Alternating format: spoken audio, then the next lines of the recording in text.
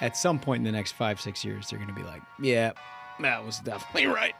That was definitely right. On a long enough timeline, everyone realizes Trump was right. Yeah, That's just how it is. It's just there's even a hat for it. When you juxtapose those conversations with conversations that the media has with the far left, which, make no mistake, it's like a religious cult. This is their Jesus in a lot of ways, is climate.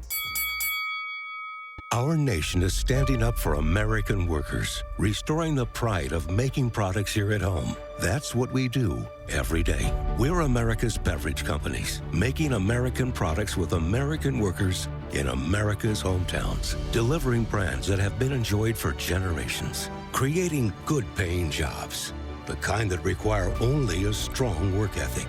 Because we believe in the promise of America and the people who make it great. Ladies and gentlemen, your attention, please. Keep the faith, hold the line, and own the libs. It's time for our main event. Good Tuesday to you. Welcome back to the Ruthless Variety program. I am Josh Holmes, along with Comfortably Smug and John Ashbrook. Michael Duncan on assignment today, flying different flights all over this country. I can only imagine what his state of mind is. Oh, he's so angry. This guy gets so angry. He can't be happy. As the audience is well accustomed. Yeah. Although I think he got to watch his Colts yesterday, which is a good thing for him. They're 3-0 with Danny Dimes, a Viking-trained quarterback that he has over there, and he's got to be feeling good about that. But on the road, nevertheless. Yeah, the circumstances where he was like, I scheduled a layover to watch the Colts. I was like, dude, I mean, how many layovers do you have on this leg? Like, I don't know who came up with the schedule. I mean, flying schedule is always an adventure, but yeah, I'm wishing him the best. At least the Colts got that W. Yeah. You may have wished that you were on some kind of a flight yesterday. Oh, buddy. Smash. I wish it was such a difficult Sunday in my house. We'll get to that later, I know, but it was a very, very difficult. The old Bangies went into Minnesota and they didn't come out with a whole lot. No question about it. Miserable. Listen, we got a good show for you today. One of the things we're privileged to do is talk to members of this administration before poignant moments that they don't always make preview news, in large part because the mainstream corporate media doesn't see it in their interest to do so. They always cover things after the fact, whatever's clicky. But what's coming up this very day and throughout the week is a UN General Assembly in New York, which always has fireworks when President Donald J. Trump arrives, which he is going to do. But also our Energy Secretary, Chris Wright, has a meaningful role to play. And it turns out he's going to be educating the world on well, let's just say their lack of thoughtfulness about their climate agenda. Yeah. And also making one of the reasons this is such a huge get and why Chris Wright has so much buzz about him is because of the idea of American energy dominance. God gave us so many resources at our disposal. It feels like Democrats have tried to keep us fighting with one arm behind our back and hamstring us. America is back, and this is the person at the front of the ship. It's pretty funny just talking to him, and I can't wait for you to hear this interview because you'll get it just out of his mouth. But what's so funny to me is just the juxtaposition between him, who is steeped in the science, who's steeped in the education of the environment. At the same time, he understands the abundance of natural resources that we have in the United States, both from an economic perspective, which is undeniable, and a national security perspective. And this is the first time that he's going to be going to the UN in any meaningful way, that the entirety of the EU has come to grips with the fact that, well, Greta Thunberg may have led them in the wrong direction. Yeah. It's an extension of this administration's common sense agenda. You only have to have 2 eyes and 2 ears to learn what the Europeans did that put them at a disadvantage against Russia. The Russians have them over a barrel right now because they've literally given everything away. And what Chris Wright is going to say to them is something they've needed to hear for a long time. and they haven't listened. Right. Oh, go ahead. No, I was just going to say, when Trump came in 2017, and he was like, oh, it's so controversial. He's threatening NATO and Right. NATO allies. But think about it from a European standpoint in that you're the entirety of your national defense. You build up as a coalition of folks that stand together in opposition from something that you think is as they describe it, like kind of a mortal threat to their existence in many ways, in Russia, Putin's Russia. And then at the same time, from an economic perspective, you become entirely reliant upon said adversary. Like when Trump talked about it, they're like, oh my gosh, he's being so confrontational. And then you fast forward to the second term and they're all like, nah, you're right. You know? That's exactly right. And we're going to get a lot of great content. I mean, we have a great interview with Chris Wright. We're going to get a lot of great content from Chris Wright up at the UN. I know we're going to get a lot of great content from President Trump because anytime he has the world stage at his beck and call, he always rises to the occasion and delivers something that everybody should listen to. And I can't wait to hear what he's going to say. And let me just remind you. So if you read Politico in their preview of what President Trump is facing at the UN, it was all written from the UN point of view. Well, you read it so we don't have to. Well, so I do. appreciate it. I do. Somebody, I have to. Yeah. I have to. But everything is written from the UN point of view, like they're in charge and we're supposed to like talk up to them. Yeah. But I think that the UN people should be taking notes when this president speaks, because if you just look at his record over the last few months of peace agreements, of things that he's done, like think about Azerbaijan and Armenia, think about Cambodia and Thailand, think Another about peace deal. Rwanda and the DRC, 3 peace deals. think about Israel and Iran, Yeah, think that's- about Egypt and Ethiopia, 5, think about India and Pakistan. 6. They need to be taking notes at every word that our president says today at the UN. Yeah, and sometimes there's a delayed fuse on their acknowledgement Right. of what it is that he's right about. And in some cases, it takes 6, 7 years. I expect, particularly in what we're talking to Chris Wright about, they're like, okay, at some point in the next 5, 6 years, they're going to be like, yeah, that was definitely right. That was definitely right. On a long enough timeline, everyone realizes Trump was right. Yeah, That's just how it is. It's just There's even a hat for it. It's the international norm at this point. Anyway, why don't we just get right to that interview? Well, we're thrilled to have this guy. You got to follow him. If you're not following him, you need to get onto this because he's doing some major things and really just fighting all of the good fights. Secretary Chris Wright, how are you, sir? Thanks to be here. Honored to be on the program. Yeah, you're on the program. I understand you're a listener of the program. I am, because you guys are fun. You're entertaining. I get to hang with the fellas today. I love it. Well, listen, you have well-established bona fides in the area that you now have oversight over and trying to implement the Trump administration policies in. But I understand next week this is going to be kind of a fun process. The United Nations coming into town, and you're traveling up to New York, and you're going to have some things to say. We will. It'll be great. I'm there for Climate Week. I'll be at the president's, of course. Do you think you would have gotten address. that invitation if you weren't the Secretary of Energy? No, they've never invited me before. And it's not like I've been shy about climate change, but somehow I never made the list, you know. They had Greta's whole extended family, and it just took up the spots. But for whatever reason, I got invited to Climate Week this year, and I just can't wait. Because honestly, it's what I've always wanted to do, is lay out the climate change data and the climate economics and energy systems and have a rational dialogue about it. And I've been waiting for it for 20 years, and hopefully it's going to come. Well, that's the thing. So for those of you who are unfamiliar with Mr. Wright's work, you've been doing this for an awful long time, making rational arguments, scientific arguments to what has become a climate cult on the left, where they don't read any of the reports that anybody actually puts out. All they do is just sort of like talking point it and then call you a liar. And you have come back in a variety of mediums over the years and said, like, well, here's what the science has to say. They don't want to hear that.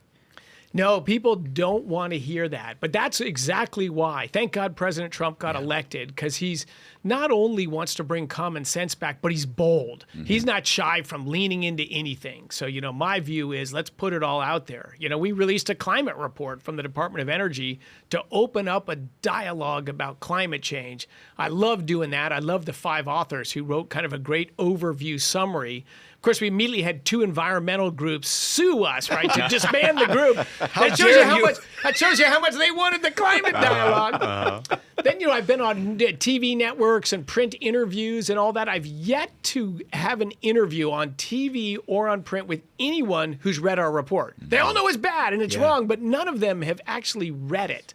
And now we've had 2 sort of larger reports come out to refute or be the counter to what we wrote. And sadly, they're a little disappointing too, that, like we put out these facts and data and they don't disagree with any of the facts and data. And then, they jump up and down a little bit angry and they talk about something else, but their supposed refutations, there's just no there. Except they did get us on sea level rise. I gotta put that out there. Yeah. How did they get you? They got the National Academies report that came out a week or so ago. Was a big deal, and they went through the data. We had published the sea level rise from 1900 to last year, so 124 years that sea level had risen, a global average of 8 inches. And the National Academies came down with the big hammer of authority and said, no, it's actually 7 inches. So maybe that's why Obama bought a house on the coast. Maybe he feels so comfortable buying a house on the coast because he knows that it's actually not going to be washed. But and that 7 versus 8 inches probably made a big decision in his real estate purchase. So now we're clued into the 7. I'm getting rid of that 8 number. Doesn't it sort of reveal the whole theater of the thing, though, that they're not actually interested in the science? This really is just about the power of these left-wing environmental culture warriors to fight against people like you, who will do the science and care about the actual implications of that sort of thing. It really for them isn't actually about arguing and reading the reports. It's just about opposing people like you. It is frustrating, because, look, there's tons of great scientists around who are doing climate change research, who are reasonable people. Right. But, of course, they're not the ones that get on the news. They're not the ones that are leaders of anything because they don't say anything that's dramatic or exciting. But the sort of the scientists that you see, right, they're the alarmist ones, the crazy ones, the newsworthy ones. But yeah, it is, and it has become a broader movement, that it's a reason for big government. It's a reason for redesigning society because those stupid rubes out there in America shouldn't be able to make their own choices. Right. It's a reason for big government. It's a reason for meaning. Before I was just, an activist or something, and now I'm saving the planet from extinction. But yeah, it is unfortunately drifted so far away from any rational discussion about how to better people's lives. How much of this do you think is driven by just anti-capitalism or anti-Americanism? I mean, I understand that's shorthanding it a little bit, but we have an obvious advantage over the rest of the world in terms of energy supply. It is a national security issue, as we've talked a lot about here on Ruthless. And you get a sense from the activist left when they're talking about climate, it's just a means to the end. It's like the science is not really what they're concerned about here whatsoever. It's so much as it is just shutting down industry in the United States. It's amazing how little the dedicated career activists actually know about climate change. I did some debates on TV, and during the TV breaks, the activists would have to lean over and say, "What was that number again?" Seriously, they, off the TV camera, they wouldn't have mind admitting that, but they didn't know too much. It is frustrating, and it's probably telling. That, look, when I was in college in the 1980s, probably a quarter of the professors at MIT would say they were communist, right? Because if you're smart and you're educated and you're at a university, you've got to believe that the rest of the world is too dumb to make their own decisions, but we're going to design a safer, better world, an economic system in this case. Yeah. That was just, and a quarter would say they were communists, probably, another half would say, they were left to center, we need socialism or, government-designed economy, certainly not freedom for everyone, not for those people. No. And then when the Berlin Wall fell and the Soviet Union collapsed, right, you could no longer say, hey, I think this planned economy thing works great. That bubble burst Where did all of those people go? Where did all that intellectual thing? It went into the environmental movement because it wasn't about dirty air and water anymore. It was about the planet. Yeah. And it really filled that hole of top down. We, the anointed, and the government must fix the energy system and save the planet for all of you rubes. I think it filled that hole. So yeah, it's dominantly a left-wing control arrogance thing, I think, that motivates the climate movement. It just certainly seems like it. America's demand for energy is rising rapidly, and at a time when American families can least afford an energy shortage. But for decades, critical energy projects have been blocked, limiting our access to reliable, affordable American energy and putting America's energy dominance at risk. The solution is obvious. Overhaul the broken energy permitting process. Make it faster and simpler. Innovation, a strong workforce, abundant oil and gas. We have it all right here in the USA. Let's put America first and political agendas last. We can power our own country, create thousands of good-paying American jobs, and unleash American energy to be bigger and better than ever before. Because when America builds, America wins.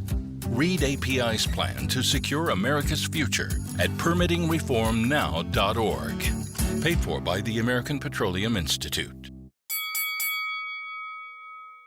But I mean, look, what this administration is doing is not only forcing them to have an intellectual debate, which they hate, but also illuminating things like electric vehicle mandates and having that discussion. It's like, okay, well, you're here in the United States of America. You've got employees across this country who work in the energy industry. You've watched all of these European countries predominantly have to like fund their enemies based on trying to import energy. We've got an abundance of it, but we should shut that down. And what we should do is become reliant upon an adversary, right? And if you like just cut to the chase on that whole argument, we get far beyond the science. It feels like it's just sort of anti-American at some level. It's crazy. It is crazy. I just came back from Europe, and of course, those are our long-term allies in so many ways. But it is truly crazy what Europe has done from really the financial crisis on, right? They just dove down this net zero. We're going to do our energy transition. They stopped economic growth. They've had 17 years of virtually no economic growth, which is why populism and people are angry on the European continent. They exported all their industry. They don't make big manufacturing. It's all manufactured in China. They closed a natural gas plant in the United Kingdom. It's now made in a coal-fired plant in China, loaded on a diesel-powered ship halfway around the world. They unload it and call it green. In the name of green energy. It's just crazy. And as I've often said, in the United Kingdom and Germany, the ones who went the furthest down the road, they went from 80% of their energy from hydrocarbons to 76. So like they destroyed their economy, stopped economic growth, exported their industries, and they went from 80 to 76%. Like that was a trade-off worth making. I think we will see a pivot with President Trump, with the arrival of AI, with manufacturing, this whole Russia invasion of Ukraine. I think we are going to see a pivot back towards some energy sobriety in Europe. It'll be fought violently by the others, but I get a sense there's some change of foot. I think that's interesting to hear because I know that the Europeans have clamped down on farmers with methane, and they've clamped down on they're trying to clamp down on American companies, saying that you can't do business in Europe unless you expose absolutely everything that you do as a company as an American company. And I know that part of your negotiations in trade and everything else has touched on all of those topics. Oh, it's critical. You mentioned one there, the technical name CSDDD, which is this crazy regulation that would make it impossible for American businesses to do business in Europe. You go do business in Europe and you've got to have your own net zero plan.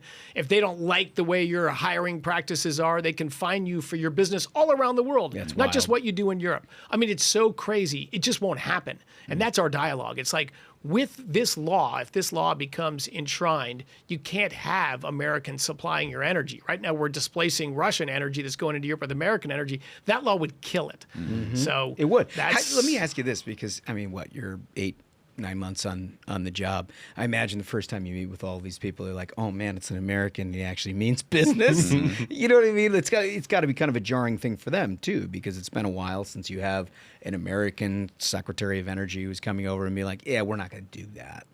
Now, over 7-8 months, have you gotten to the point where you feel like discussions with Europeans do they have an understanding of where we're coming from?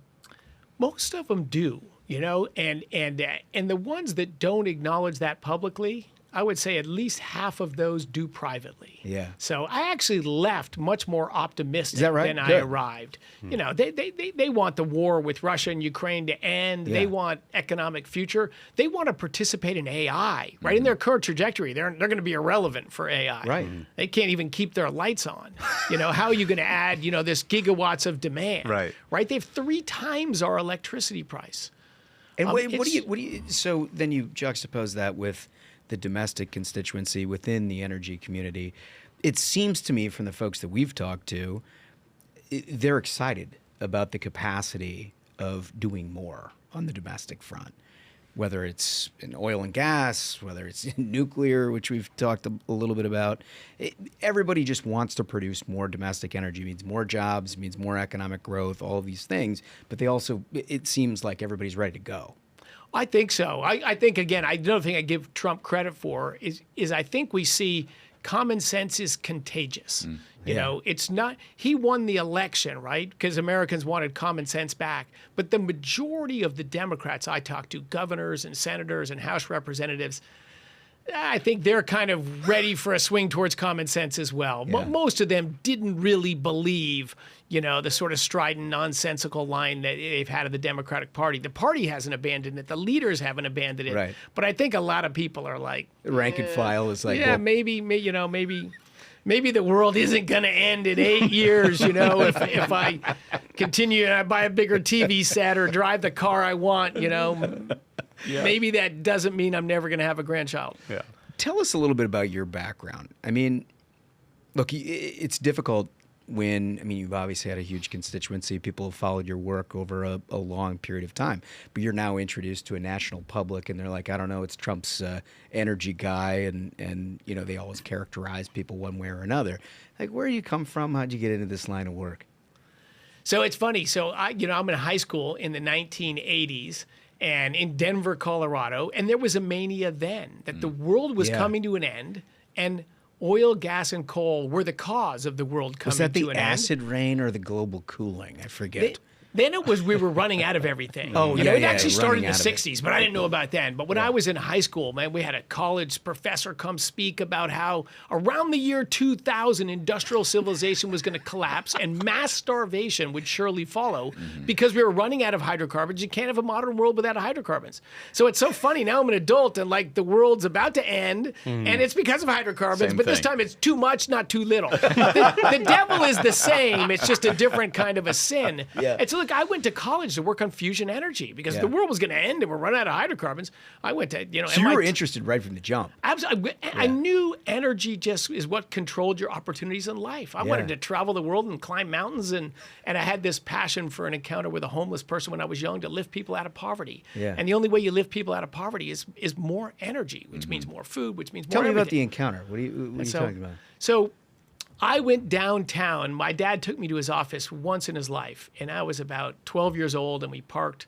an outdoor parking lot. We walked 3 blocks to his office, and I saw a homeless person in the street. I lived in suburban Denver, and I'd never seen a homeless person before. I could not believe there was someone without a roof over his head and didn't know where his next meal was coming from. I was angered. Like, I love this country. I love America. I'm a 12-year-old kid, maybe 11, something like that. But I just couldn't believe that. I didn't know anything about mental illness or substance abuse. I just couldn't believe what I saw.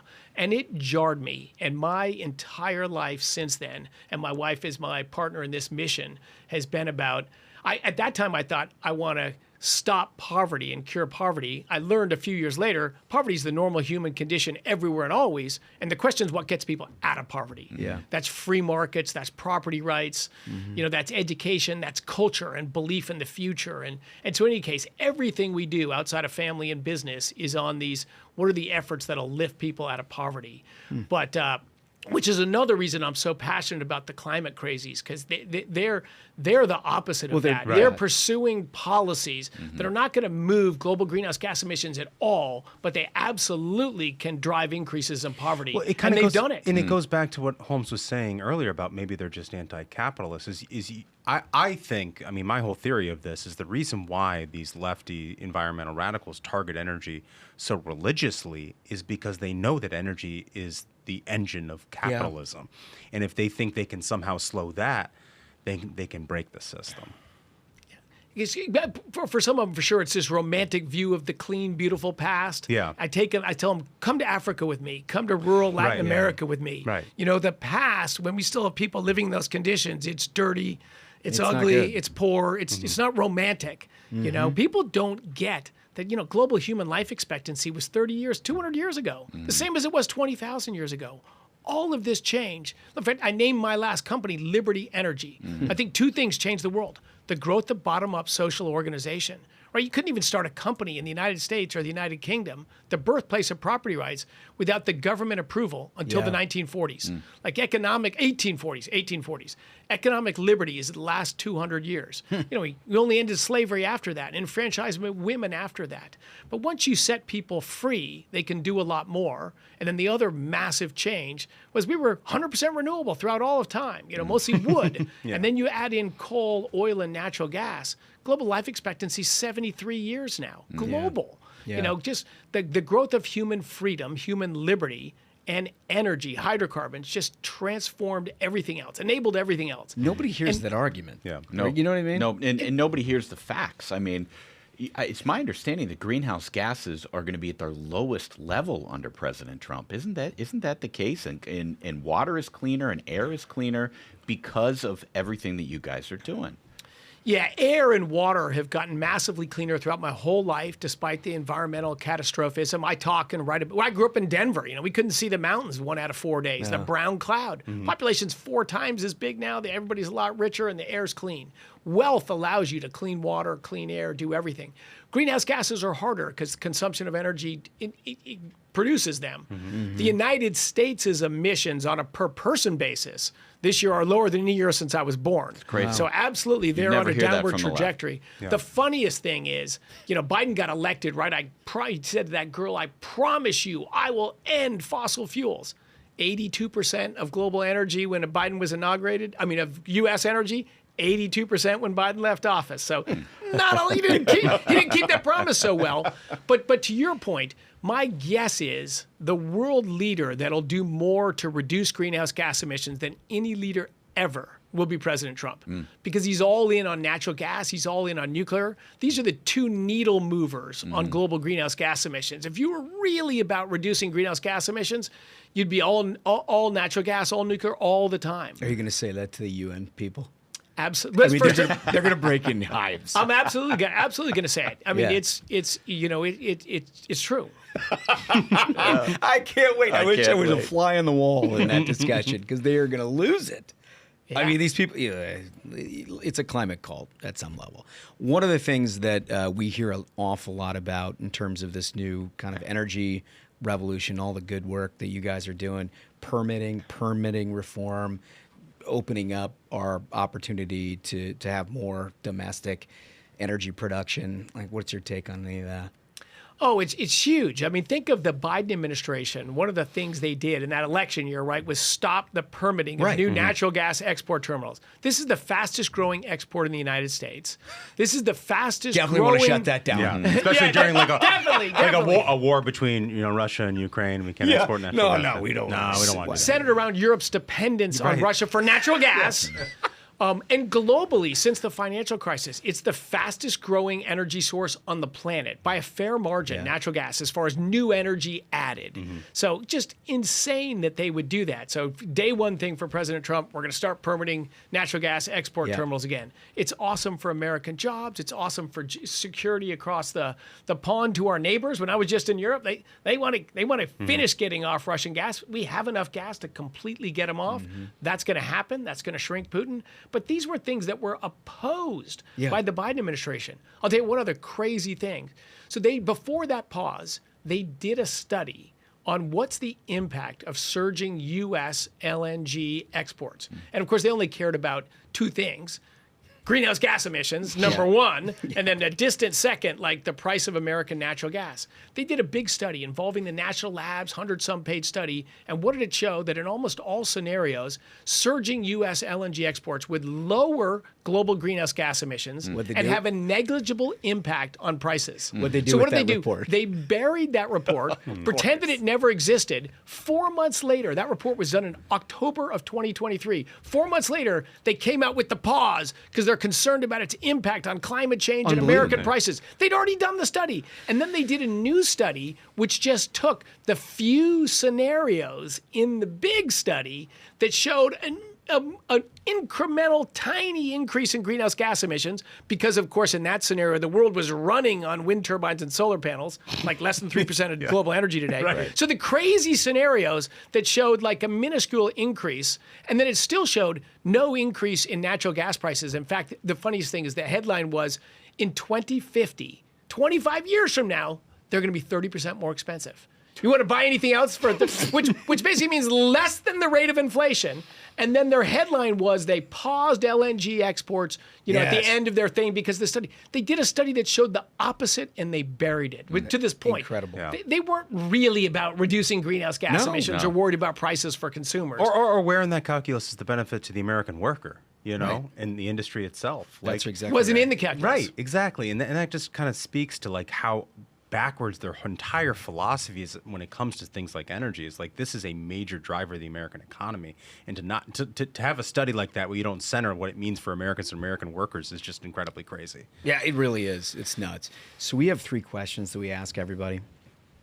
And these are a little esoteric, so you have to bear with me. But I think this is going to be good with you because it illuminates. It's been a while since we've done these questions. It I has. love And that we're I back love to them it. so About much. time. But when we get a guy like this, and you Gotta got do to it. have it, Yeah. right? So if you could plan your last meal on Earth, what would it be? Any meal, anything you want. It can be a restaurant. It could be a kind of food. It could be your mom's food. It could be anything. What would it be? Definitely my wife's Thanksgiving turkey, yeah? gravy, Let's go. and stuffing. I love food. I love to eat, but nothing beats awesome turkey and gravy. It's a That's my great last meal. answer. Yeah, it's great. That's a great answer. I'm gonna get buried with a big stomach. I'm gonna be careful. No, you need to slide in sideways. That's the whole point of the question. So, all right. So, second question. With the benefit of retrospect, now having lived life, you're at the pinnacle of your industry and sort of what you've been focused on. But if you look back on life, everything that you've been through, if you could just choose another profession, something else, some other way to do it, what would it be? And it could be anything. Ted Cruz said he would have played in the NBA, and Which we all know is not. Well, unless he's posting up Jimmy Kimmel, it's not going to work for him. Yeah. Oh, wow. Well, my original plan was professional tennis player. Well, There it you wasn't, go. wasn't closely good enough to do that, so you got to deal with that. Yeah. Then I was going to be a scientist, an astronomer. Originally, I was going to be a scientist. I love that stuff. Yeah. And that's why visiting national labs, I love it. But I just don't have the patience to do it, but I love it. So You can I tell. think, There's not a lot of guys who just get absolutely just psyched about science. I love it. I love it. Yeah, So look, I think I was just wired to be an entrepreneur, which is why I'm surprised 8 months in I haven't been fired from my new job in Washington. And but the reason is the president is a businessman and he wants to make stuff. I thought government is slow and boring. This guy is like, it's you got not. that done. Well, get 2 things tomorrow. And he's bold and he's Yes. risk taking. To me, he's like the entrepreneurial politician. Yeah. So And he's willing to take the heat to get something done, which is a great position for somebody like you who wants to get things done. All right, third question. Our view is that almost every successful person in this country is motivated by one of 2 things, the thrill of victory or the agony of defeat. And it's not that anybody likes to lose. And it's not that anybody doesn't like to win. It's like what motivates you to take the next step. Your like true core of I'm going to show somebody or I'm going to do. And if you think about the agony of defeat, like the prototypical person is Michael Jordan, who used to invent reasons to be angry. at somebody, right? Thrill of victory. We've batted this around a little bit, but like, I don't know if you're a golf fan, but Phil Mickelson strikes me as a perfect example of somebody who hits a 2-iron, 280 yards over water, not because he thinks it's a smart shot, but because I've done it before. I think I could do it again. That's like the two poles. If you think about your own life, the way you generate your own motivation, where do you think you fall on that spectrum? Oh, thrill of victory for sure. Thrill of victory for sure. Like, I've been aggressive and bold and maybe overconfident in some things. So I've experienced the agony of defeat a lot. Yeah. That's okay. To me, that's just a price on the way for thrill of victory. Yeah. I've been motivated to win in sports and business and in life. Yeah. I'm definitely on one pole. It's so funny. It's an even 50-50 split. It is. Yeah. We ask this question of just about every successful person that comes in here. It is a straight 50-50. It's one of the two. You know what I find? I find people who are entrepreneurs tend to be the thrill of victory, or people who, like lawyers. Lawyers almost always agony of defeat because they're worried about what the other side's going to say in court, and so they have to plan for the worst case scenario at all times. I can't get beat. I can't get beat, you know? And so it's a sort of different mentality, but both of them, make people succeed. That's awesome. Yeah. See, when I played tennis, that was the motivation, right? You get in the court and you're playing a different player every time. You got to beat that person. Right. And I was super undersized. I was a tiny kid, but I was a scrappy tennis player. But it was work. It was intense. As a young kid, I mean, I was not having fun out there, but I did not want to lose to that person. And I stopped playing tennis because it's intense. I feel it too seriously. Yeah. I go play golf now, right? I'm not a real good golfer. I have lots of terrible shots. I forget those. I just remember the victories, Oh, man, I kicked ass on that hole. I sucked on those, but I forgot that. Yeah. I remember the thrill of victory, and I'm able to forget the agony of defeat. And you know what? It's the good shots that keep you coming back to the golf course. Yeah, that's exactly right. So you having fun? Yeah, everyone asked me that the first month or two. I'm like, no, it's not fun at all. The first month or two, it's like crazy. Tough. It's crazy. I don't know, trust you, not trust. I don't know, it works. Totally crazy. It's still honored, thrilled to be here. Yeah. But it has increasingly gotten more fun. Because you're seeing how this is figure out how the to... game works. We're racking up victories. We have people that appreciate what we're doing. Yeah. I've got people coming at me in the climate debate that I've always wanted to have. I mean, yes, come exactly, on in. Bring it on. Yeah. So I would say it increasingly gets much more fun. And the Senate last night voted in. I've got 10 new people on my team that I've been waiting 8 months for. Totally. So things are getting better. Moving in the right direction. I'm still here much more for the thrill of victory than for the fun part. But it went from miserable to like tolerable to starting to see fun from here. Yeah. Well, you got to keep us updated. You're the absolute best. You've been doing terrific work. You and all your team, crushing it. Good luck at the UN. Thanks so much. I appreciate you guys. Keep bringing these awesome, fun conversations to everyone on your show, and I'll keep listening. Awesome. Thank you, sir. Okay, so Chris Wright, terrific to have him. One, it's super nice to have somebody in a position like that where actually they know what they're talking about. Yep. Which is undeniable if you take that conversation. I mean, he's a guy who actually has done it. Who knows consequences. One of the things that I always find so fascinating when you juxtapose those conversations with conversations that the media has with the far left, which, make no mistake, it's like a religious cult. This is their Jesus in a lot of ways, is climate. That's their religion because they are godless. This is what they believe. I mean, dude, I think there's a lot of case to be made. But they always act as though conservatives in this space have no concern for the environment. And you get just the opposite out of somebody like that. And, we've done this with sportsmen, too. I mean, I think about our J.D. Vance interview and all of that. You get the sportsman's point of view, an actual conservative's point of view is like, no, actually, we care more about the climate than you do. Because what you're trying to do is just eliminate the United States' ability to compete abroad, take away an advantage. So it just boils down to the fact that you're anti-American. Yep. Like, we burn fuels more efficiently. Yep. If the world got it from us exclusively, you would have an enormous reduction in greenhouse gases in this world. And this is the kind of thing that he talks about that you don't get in the pages of the New York Times and the Washington Post. Am I right? Yeah. Well, I mean, they're captured by these left-wing lunatic interests, and there's a very specific reason why when Chris Wright was announced for this position, everyone I know in business, whether they're in manufacturing, whether they are in oil, they were thrilled. They're like, this is going to drive down costs for energy in the United States. This is going to help my business. Everyone's thrilled, and you just saw why. The guy knows what he's doing. Yeah, and also the foreign policy people Yeah. were thrilled. Yep. So they're like, oh my gosh, you mean we have America should additional rely leverage? on nobody. We can. It's all on America, and it's America first. Terrific interview. Yeah, it's really, really good stuff. All right, so listen, that leads us to our question of the day. And our question of the day today is, what should Trump say to the UN? I know we've got I'm some super ideas. looking forward to the comments on this. I know we've got some ideas. I mean, look, it's a tumultuous time. There's a lot going on. We've got our own domestic issues, obviously, as we've covered over the last 10 days, but the world has not exactly figured itself out.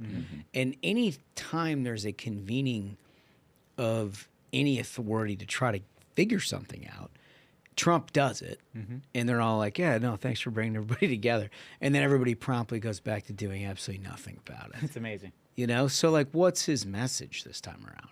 I cannot wait to hear what people say. You guys are lucky ducks. What we're going to end up going to is a little bit of variety. Oh, boy. Can't wait for this. Yeah. Yeah, we've got this one. Wolf has put his head around, and in many ways, I didn't see this one coming. This is a good one. But it comes from his own backyard. Turns out from Cron Fork. That's a local news station where they talk about how a woman faces prison for chicken rescue. Oh, rescue. Yeah, and as long as we're on the topic of like environmental extremism, So perfect. Great theme for the show. this woman really hits the nail on the head. Animal rights activists, is according to Crown 4, folks. Animal rights activists marched Saturday into Petaluma in support of a woman on trial for allegedly taking 4 chickens from a local poultry slaughterhouse. Zoe Rosenberg faces up to 5 years in prison. Good. She's accused of entering into a Purdue-owned Petaluma poultry slaughterhouse in 2023.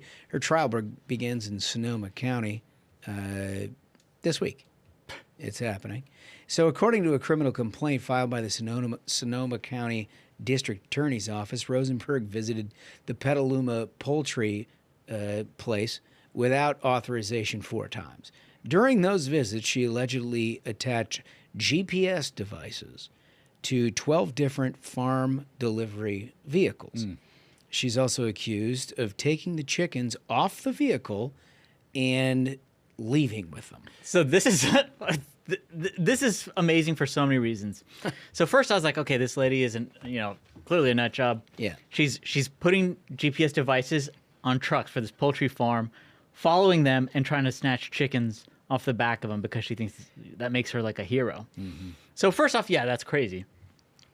To be honest, I am shocked that in Sonoma County they brought up charges against her because Yeah. I mean I'd imagine the judge there would be like riding shotgun while she's chasing these trucks and then stealing chickens and doing this nutty stuff. So she stole chickens, is basically what it comes down to. Am I right here? Well, Just do stole we chickens. think, fellas, do we think that the chickens thanked her?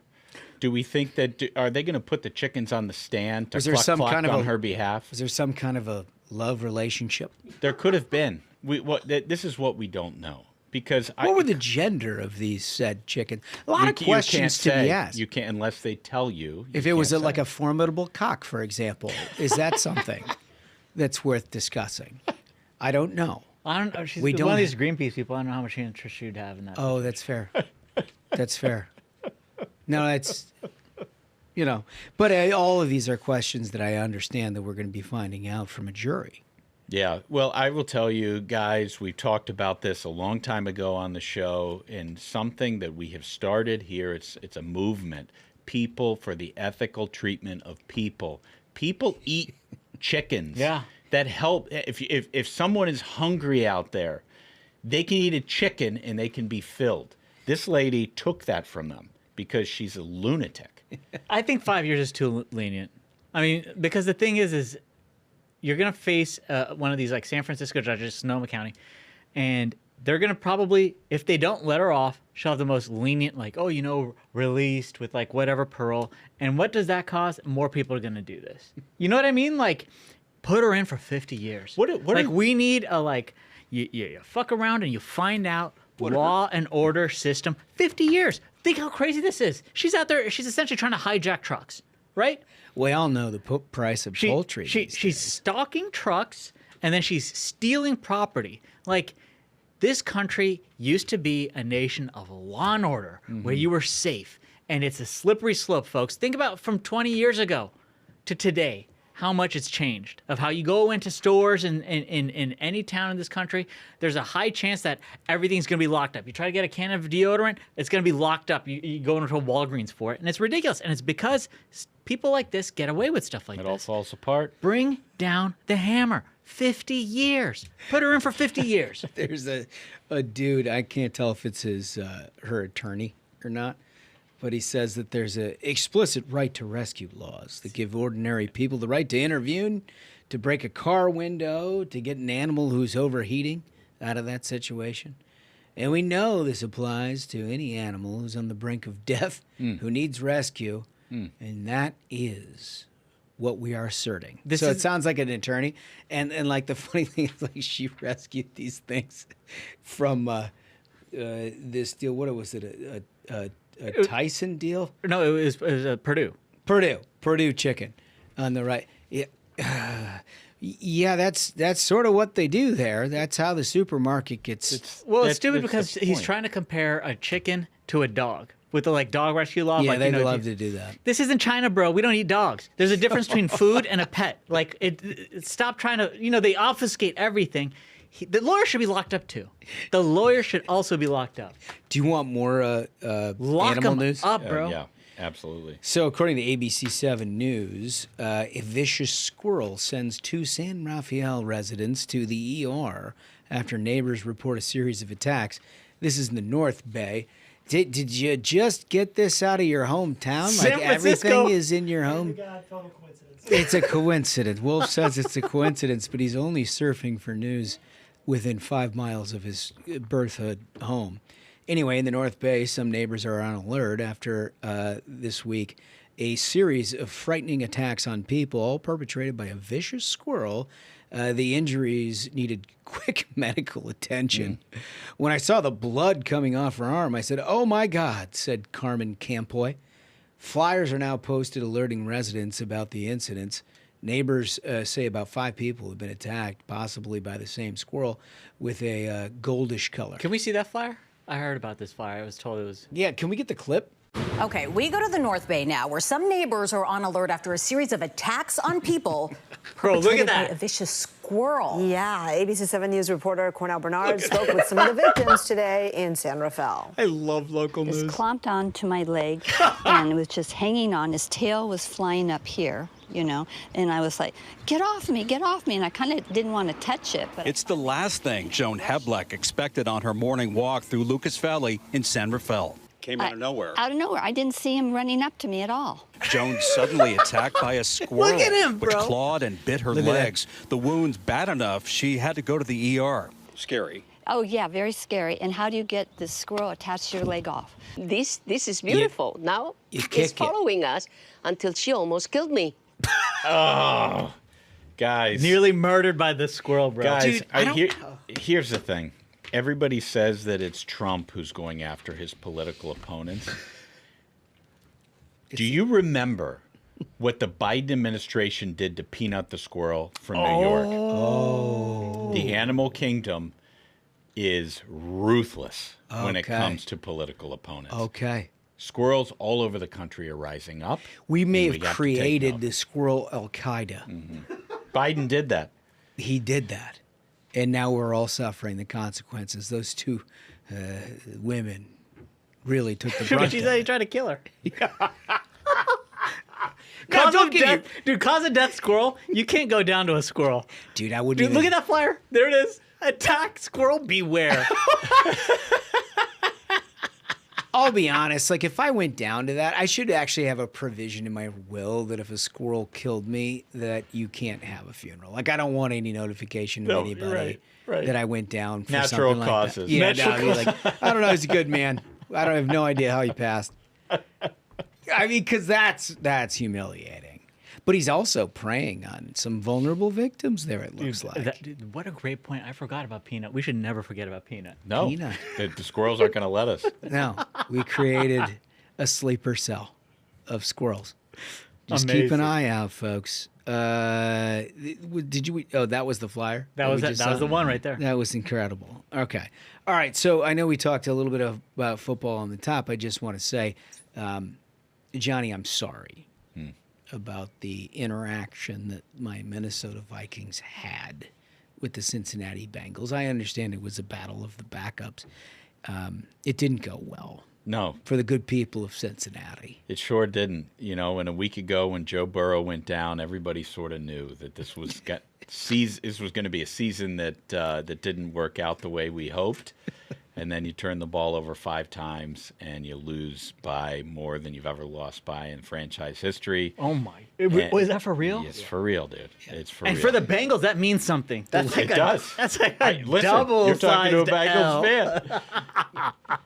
So hopefully they can pull it together, but I'm not feeling optimistic. I do find it hysterical that the Ruthless parlay is a very big thing here on the variety program, and we all take a lot of benefit in placing our wagers, and then we have those things where we face each other's teams. It kind of throws off the nature of it, but it seems like every time my Vikings are involved in something, it's historic. And so the historic loss for the Bengals on this one, the last time that one of our teams faced each other or faced the Vikings, the Colts had the largest lead ever erased. That's right. Oh wow! Yeah. In the I forgot history about of the that. National Football That's League, they were up exactly right. 33 to nothing and ended up losing to the Vikes that day. So I'm just saying. So Minnesota had 2 pick sixes and it was the same guy, right? Yeah, same dude. My God. Yeah, Isaiah Rodgers. It was great stuff. I did notice that your Broncos went down, but it was a good game. I watched the whole Not thing. really, dude. The Broncos are playing terribly. Bo Nix is way too full of himself. He needs to spend more time, studying film and less trying to shout at the coach. And the reason that we're doing this, just little football analysis for all of you, is in large part because Michael's not here. Yeah. His team is 3-0, and frankly, it would be a 25-minute He doesn't get to segment. talk about it. He doesn't. It would be a 25-minute segment of him breaking down why it is that they're the best team in football. We'll just simply say they're 3-0. Yeah. Congratulations to the Colts. Right. Good for Duncan. Right. Yep, good Congratulations for them. to the Colts. All right, so we got one more interview for you. I think this falls in the category of the Thank a Boomer T-shirts. Sure does. That we threw out there, but Super popular. Something that you're not going to hear a lot about anywhere else, but it's an important program, and we have Darren Grubb, who's going to tell you all about it. Okay, so this segment is brought to you in partnership with Medicare Advantage Majority, and I want to welcome the spokesperson for all that, Darren Grubb. How are you, sir? I'm doing great. Great to be with you, gentlemen. Yeah, it's great to be with you, too. So I understand that, listen, you spend an inordinate amount of time making sure that seniors are getting the kind of coverage that they're looking for. Tell us a little bit about what you're up to. Yeah, Medicare Advantage Majority, we are a nonpartisan, nonprofit organization representing the 35 million American seniors and people with disabilities around the country who are on Medicare Advantage. And our job is to help protect and strengthen the program. We represent a grassroots coalition of local advocates nationwide, powered by these advocates, including beneficiaries and caregivers and healthcare providers and community leaders. Really, the entire caregiving ecosystem is kind of how we come at it. And for those who don't know, the appeal of Medicare Advantage, the program, is that it delivers comprehensive, high quality, affordable care that goes beyond traditional fee-for-service Medicare, which is exactly what it sounds like. Every time you need a service, you pay a fee. And so Medicare Advantage offers, benefits including dental coverage, hearing, vision, in-home care, and it includes prescription drug coverage and an annual cap on out-of-pocket costs, which is significant for seniors on a fixed income, and particularly in times like these where we're still, trying to get a handle on the inflationary environment. Yeah, I remember this was quite a popular program. Was this part of 03 Medicare, or was this before that? Yeah, that's about right. That timing is about right. So it's been around for quite a while. It's over half of all eligible beneficiaries for Medicare are on Medicare Advantage. They choose Medicare Advantage, and so it's quite popular, and enrollment is high.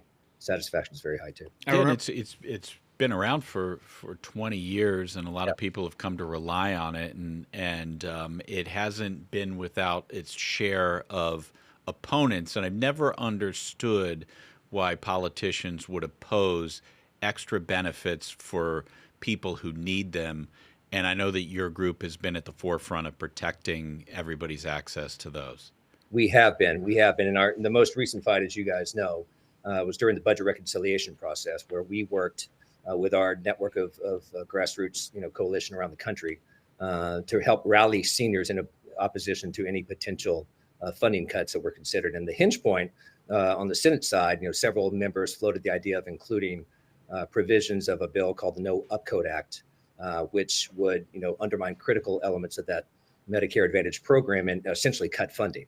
And so we mobilized seniors, around the country who reached out to their members of Congress, writing letters and making phone calls and showing up at town halls and to make their voices heard. They also spoke to local media to make their voices heard. And, on top of that, in addition, MAM launched a 7-figure TV and digital campaign to help elevate and amplify those efforts in DC, but also in key markets around the country. And, taken together, that was a critical element in helping to take Medicare Advantage off the table for reconciliation, but we're going to stay open and engaged. Yeah, you always have to, no question about it. I remember Medicare Advantage just in my early years in politics. It became a target for the left in a lot of ways, and they saw supplementary care, and it was divorced from their vision of a single payer healthcare system in a lot of ways, and so the first probably decade of the existence of Medicare Advantage was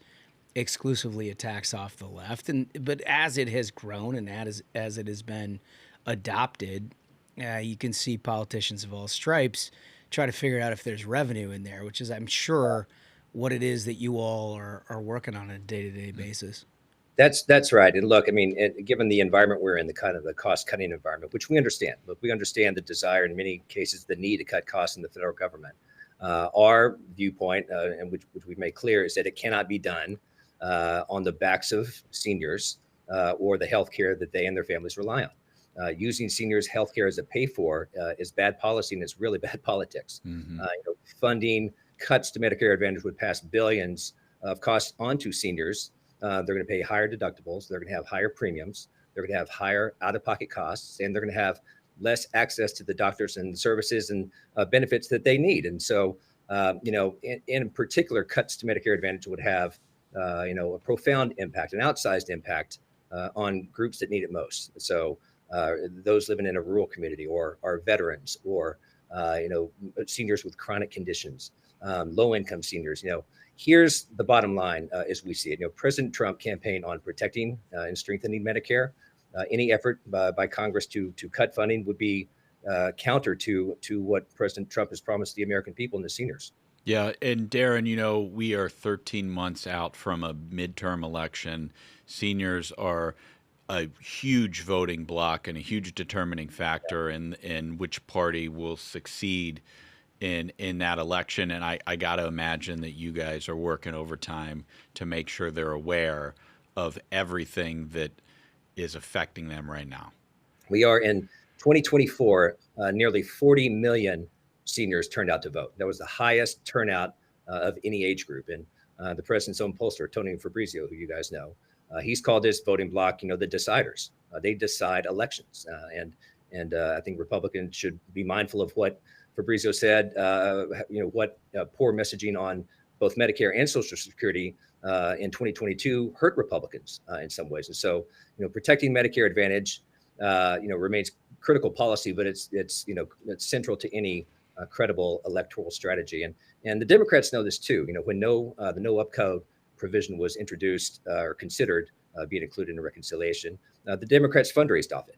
The Democratic Party and the DSCC sent out fundraising emails because they know, that this is a third rail of American politics. And so, that's what we're trying to make clear to all members of Congress. So for folks who are either enrolled in this kind of thing or close to being enrolled in Medicare Advantage, what are the upcoming fights that we're talking about? You clearly crossed a major barrier during the Big Beauty But like now that we're into the fall, we're dealing with government shutdowns. What's the next fight as you see it? Well, we're on guard because despite high satisfaction rates, record enrollment, Medicare Advantage was cut several times by the previous administration. And again, President Trump campaigned on protecting and strengthening the program. We feel that members of Congress should focus on ways to improve and expand access to the program. But we're going to make sure that seniors stay engaged. And what is it about? This has always been confusing to me, Darren. What is it about the sort of progressive left? What progressive left argument do they have against Medicare Advantage? I mean, they are for entirely single payer, entire government run healthcare in many ways, but Medicare Advantage has always been a target. Why? I'm not going to speak for them. I will tell you that. But here's the bottom line: these are critical programs that support seniors at every income level and every tax bracket. In some cases, it's the only zero premium insurance product available to meet their needs. And so, our polling has shown that 86% of beneficiaries are less likely to vote for a member of Congress, Republican or Democrat, who supports cuts to Medicare Advantage. And so, back to our earlier conversation, seniors are a critical voting bloc. They show up reliably, and what is promised to them should be honored and kept. Yeah. Yeah, it is stunning. I think your question, Josh, is one that I've never really understood. I mean, back to when this, I was just starting in politics at the time that this program was being discussed and then rolled out, and I never understood the opposition to it, because what you're talking about is more service, more benefits to people who need it. And for the life of me, I have never, ever understood why anybody would oppose something like that. And I know that there's been so much effort and so much learned over the last 20 years in administering the program, and there are so many people who have come to rely on it. Yeah, and look, seniors, choice is a big part of the Medicare program as a whole. And every year, seniors have the choice between a Medicare Advantage program or a traditional Medicare Advantage program, based on their needs and circumstances. And so, the fact that the supplemental benefits that come with Medicare Advantage is really, all the best parts of Medicare rolled into one, with the prescription drug benefit and the cap on out-of-pocket costs. The numbers speak for themselves, in terms of how many people are enrolled. Again, over half of all eligible beneficiaries choose Medicare Advantage. That's a huge number. Yeah, huge number. So, and I got to imagine. I mean, look, you've been a White House spokesperson. You've been involved in previous administrations, and I got to imagine seeing the evolution of Medicare in this day and age, the overwhelming popularity. Yeah. That's probably why you're involved in all of this, and that you're trying to do what you're doing. Yeah. But just describe to me what you've seen here over the last 15, 20 years in terms of both the political potency and then the overwhelming popularity of what you're involved in here. Well, let me tell you what, I think I could probably answer both by sharing why it resonates with me. And so, I'm a little bit older than you gentlemen, but, I'm a member of the sandwich generation. Mm-hmm. So my wife and I have 2 young kids to take care of at home, but we also have aging parents and aging family members who need more medical care and attention than they did even a few years ago. And so, the fact that Medicare Advantage provides the benefits and the comprehensive service and the financial security, predictability, for our aging parents is significant for us as emerging caregivers. And, that is why it resonates with me. But, I'm, creeping my way toward being eligible myself. One what we say, as you are too. And so, what we say is that, what happens now in terms of protecting and strengthening this program matters not only to those who are currently eligible, but those who are in the pipeline, those who are 5-10 years out. And so we want to protect and secure Medicare Advantage for the horizon. Coming in. Darren, you mentioned something that caught my attention. Yeah. What happens now if Democrats and the left, it's not all Democrats, some Democrats are supportive of this, but if the left is successful in dismantling this benefit for American seniors, what happens next? Well, the cost burden will go straight to the seniors, yeah. Right? And so the billions of dollars and the CBO has done some research on this, but it will pass billions in costs onto the seniors. And again, let's not forget, seniors have worked their entire lives. They have paid into this program. This is a benefit that they deserve, the peace of mind and the security knowing that their health care is going to be taken care of, and that they can age gracefully and independently and on their own terms. And again, as I mentioned, there's a family component too, and that's why we represent the entire caregiving ecosystem, including family members and the caregivers and the community leaders who have to deal with this in their communities, rural or urban. And so, it does touch just about everybody. And if it doesn't touch you right now, it will at one point. Yeah, and Darren's not saying this, I'm saying this, but you've seen a repetitive pattern where if you create a crisis, well, you've got to solve the crisis. And the solution to the crisis is always way worse than whatever it was that was servicing the community that created the crisis. I mean, am I right? Is that, do you agree with that? Sounds like you guys have been in politics for a while. It turns out. But I mean, that's part of the deal. And I look, again, I keep hearkening back to when this was created and the overwhelming popularity of it, and time after time, people coming sort of into the fore to try to figure out a way to dismantle the single most popular. I don't know if polling reflects this, but I remember defending this back in like the early aughts or the late aughts and early 2010s, where it's like, are you really going to come after the one piece of government here that people appreciate? Right.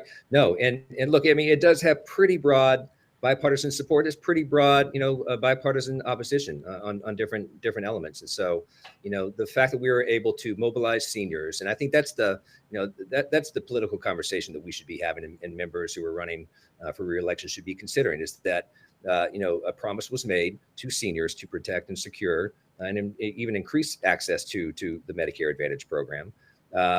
And seniors got a long memory. They've been around for a long time. They're an important voting bloc for a reason, because they reliably turn up, and they know who kept what promised to them. And so, President Trump has been very clear in his support and was on the campaign trail and brought along a lot of Republicans with him to Congress as a result of promising to protect and strengthen Medicare Advantage. And so, I think the political calculation cannot be overstated in terms of those looking to the midterms and beyond. Yeah, Darren, on our show, we have a pretty wide range of listeners. We have a significant population of boomers. We had a shirt, Thank a Boomer, just to try to drive some appreciation to the generation that preceded us.